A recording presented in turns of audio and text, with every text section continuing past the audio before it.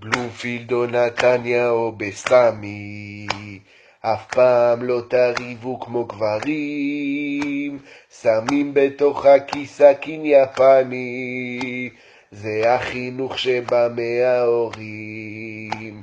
קיבלתם כפות כבר מהבית ספר, ובתיכון הייתם מלשינים, אבל בשבתות בשער 10 ידעתם לשחק את הבחורים.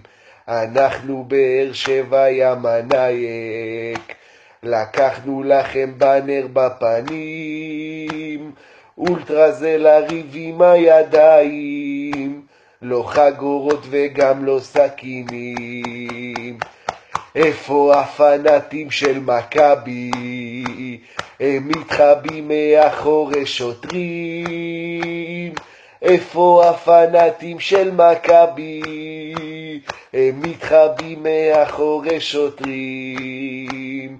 בלומפילד או נתניה או בסמי, אף פעם לא תריבו כמו גברים, שמים בתוך הכיס סכין יפני, זה החינוך שבא מההורים.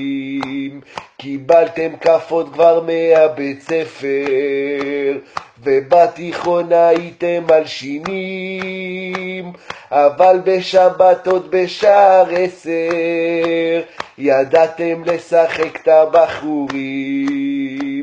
אנחנו באר שבע ים הנייק, לקחנו לכם בנר בפנים, אולטרה זה לריב עם הידיים, לא חגורות וגם לא סכינים. איפה